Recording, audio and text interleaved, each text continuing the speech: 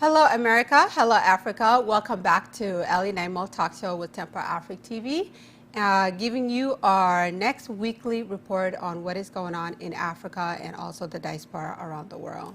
So some of the updates we want to share with you, most importantly, that just came up is not South Sudanese, Sudanese protest.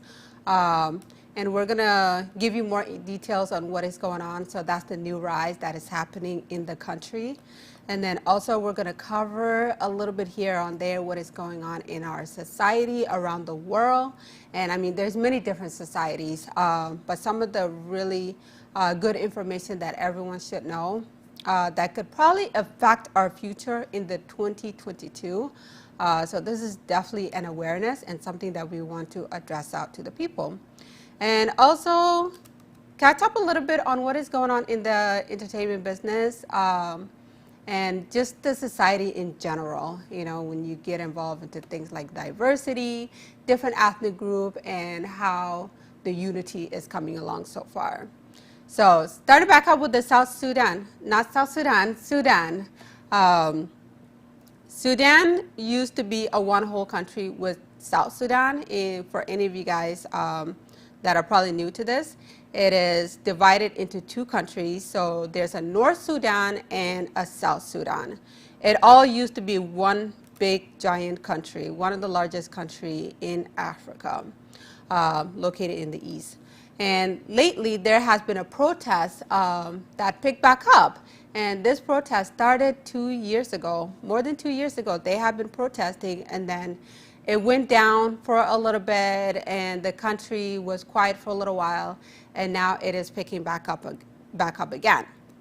And based on some of the report that we have, the protest started about more than 2 years ago in Khartoum, Sudan, which could lead to political tensions in the country and threaten the transition of democracy due to the public complaints over the former leader Omar al-Bashir. Omar al-Bashir was the main leader at the time throughout the entire Sudan before it was divided into two countries. And after the countries have divided, South Sudan have gained their own freedom from the north, and al-Bashir ended up just ruling the North Sudan, and now there's been a lot of things that needs to be changed. Recently in Cairo, Egypt, thousands of Sudanese took to the streets Saturday in the capital, Khartoum, to call for a solution of the joint military-civilian government of Prime Minister Abdallah Hamdok. So Abdallah is the current Prime Minister of Sudan, and this demonstration is to bring forth peace, justice in Sudan. It is a pretty huge transition for a change. And if you guys remember this photo of this lady, this is the photo that went trending 2 years ago when they started the protest. It was a really huge protest. There was some lives that were lost in that protest as well. And it was the moment the people decided to sacrifice and really have to fight for change to get justice and freedom in the country. Continue on in some of the reports. The demonstration was organized by political parties and rebel groups that were part of the Force for the Declaration of Freedom and Change, an umbrella group that led the uprising against al-Bashir. So there's a lot of military involved in the government field. So with this military, it was a way to against the civilian, kind of like siding with the government. The country is now ruled by the joint military-civilian transition government, but the tensions between the civilians and the generals have increased recently with a failed attempt coup. So there was a coup that took place. And activists insist the generals hand over the power back to the civilians. So this is the protest and the fight that is going on by the civilian. The demonstrators gathering outside the presidential palace in the Sudanese capital, demanding leaders such as head of the ruling sovereign council, who gave his word earlier this month that they would dissolve the government ongoing political crisis. So the civilians are holding them up to that, and wherever this protest lead to, whether South Sudan are going to get their freedom, we'll have more reports in the near future.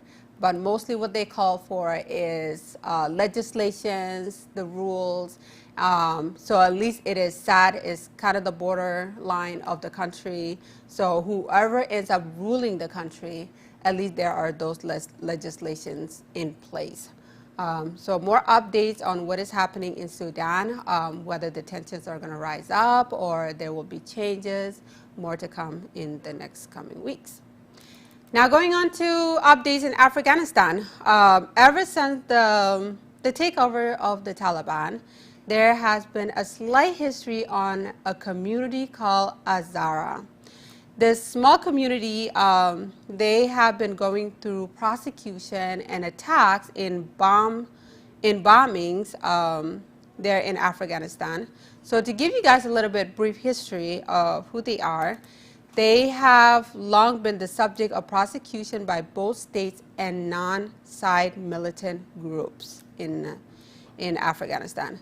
And the Hazara people also lived in Quetta, Pakistan, and the city of Mashhad, Iran, and as part of the Hazara and Afghanistan diaspora.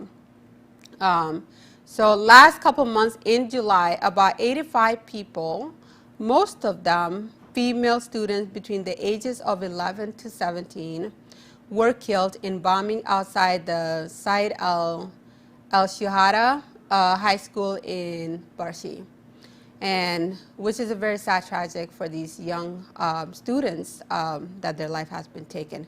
Moreover, Hazaras in Afghanistan are still subjected to attacks by the Taliban today. So with all of that ruling and everything taking place, awareness to the Hazara people who are currently being attacked in the country. And now a little bit updates on what is going on in the society as a whole. And these are just some awareness that the society could think on and really look into. So if you guys remember the Facebook outage, there has been a leak that came out about it. And this started off with a whistleblower that came on the media, and everything just shut down before she could speak on it. And this phenomenon took on the entire globe for over 5 hours.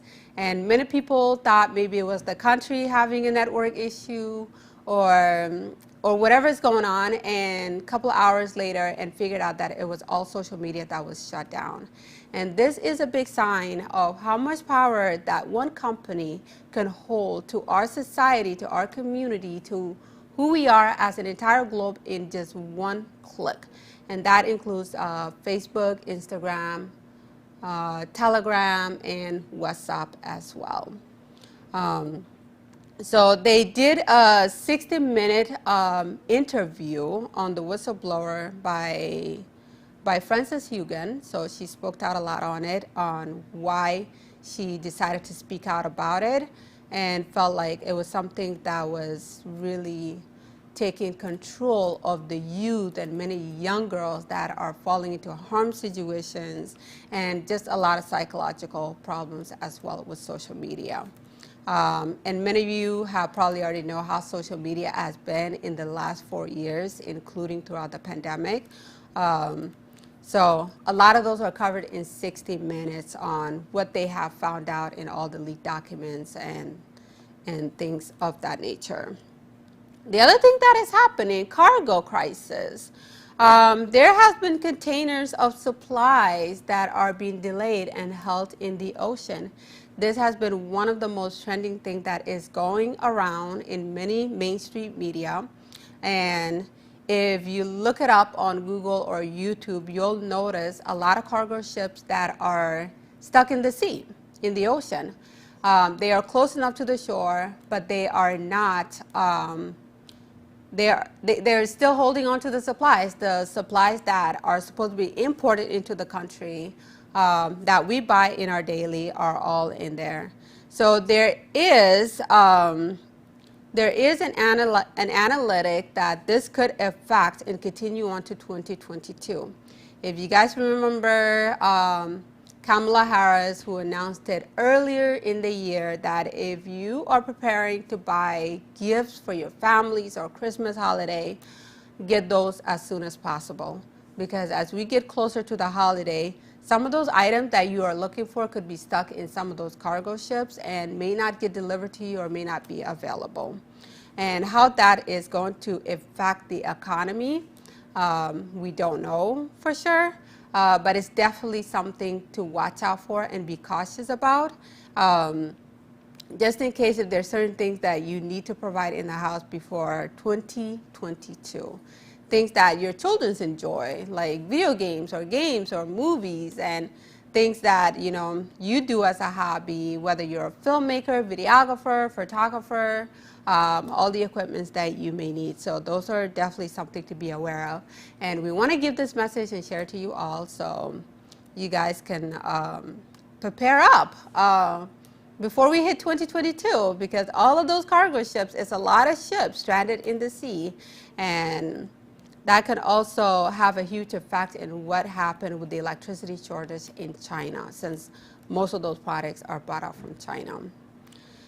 Now, some of the new changes that are taking place in Egypt. Let's talk about Egypt.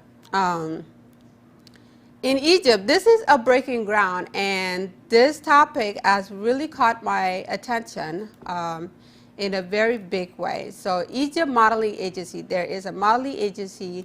They are breaking grounds in diversity.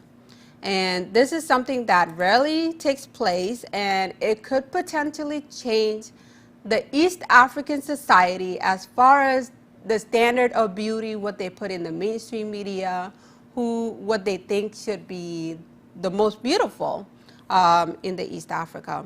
So it's definitely a potential for the rest of the countries as well, like Ethiopia, Somalia, Sudan, and all those other countries as well. So it's a huge push from this modeling agency in Egypt. So on the couple little report, their mission is beauty cannot be limited by the appearance and shape of a face and so on.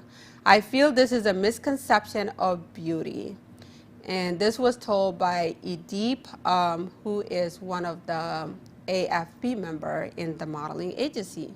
Hair color, eye color, all these things were part of our very old understanding of beauty, and this is something we are moving away from as much as we can. And words like this is how you know when people have waken up to bring equality, to bring diversity in many different backgrounds, because our beauty is defined by our characters and our behavior, where in the fashion world, it is defined by structures and colors and all those things. So it's time for a change. And a couple of remarks that they have identified is the most racial diverse season on record. And this is a serious goal they are pushing as well. Back in Egypt, and there was a girl who was signed by the UNN Model Management, and she was from South Sudan. So it's like a rebirth, having this girl share her testimony of what it's like to finally come out in the modeling industry in Egypt. Now, to give a little bit about Egypt, Egypt is a very well-known country in Africa. So it has a really huge platform when it comes to entertainment, fashion, and the modeling world.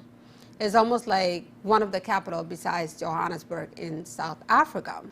And Egypt has been portraying mostly fair-skinned, straight hair models, and consider that the standard beauty of the modeling industry there. And that's what they have been pushing for decades. So in this stage of age with this modeling agency, they are discovering new talents and bringing in diverse talents of from fair skin to very dark skin, curly hair to very, very curly hair, and bringing in the dark-skinned Nubian, which is what you see a lot in South Sudan. So is definitely something to look into and something that we can all be proud of for a positive change in the modeling industry. Now, in our last report, we're going to talk about what happened last night in the Twin City. So, as we announced, Diamond Platinum Concert, which took place last night at Mall of America, it was definitely a massive success. And the whole target was to unify East and West Africa in one big event. So whenever there is future events coming up and things that are going on in the greater Minnesota, everyone comes as one. And music definitely shines a lot of light when it comes to diversity and unity as well. Because as far as we all know, Minnesota has a large population of diversity. Most of the top East African are Somalians, Ethiopians, and West Africa, Liberians, and of course the rest of the black community, Spanish, monks, and all of those other diverse. So there's a huge potential in Minnesota, and this concert last night really shined a light on that with the African community together with the black community, all people of color in one concert. So it was definitely a big push. And of course, Diamond Platinum, being one of the biggest, largest artists from East Africa, came all the way from Tanzania and performed here at Mall of America. All the people that loved his music all came in one place in different diverse country and forms. So it was definitely something that I really admire about last night, as I got to be the coverage host for the event, and some of the interviews that we covered, they were really interesting. And majority of the people said this is one of the eye-opening where we get to see East and West Africa in one place. So big up to Somalia. A large percentage of Somalians showed up last night at Diamond Platinum's concert. And that's very rare to see, mostly in concert, especially with East Africa always doing their own thing. This was a tremendous change. And we definitely look forward to seeing more East African coming together, Ethiopian, Somalians, in big events like this, supporting their East African artists, or however way they can push their nation out into the entertainment world. So that's some of the updates we want to share with you all, and stay tuned for next week's report.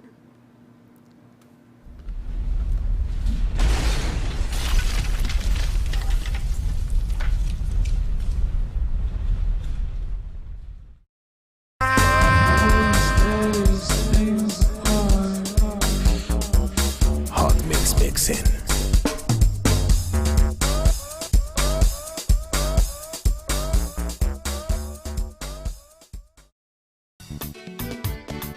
Nouveau à Minneapolis, Tempo Afrique Travel. Vous voulez voyager? Achetez vos billets d'avion à l'agence de voyage Tempo Afrique Travel. Avec l'agence de voyage Tempo Afrique Travel, pas de problème de connexion, pas de problème de transfert de vol. Avec l'agence de voyage Tempo Afrique Travel, c'est le voyage en toute tranquillité, en toute beauté, de votre maison jusqu'à votre destination. Votre satisfaction est notre plaisir.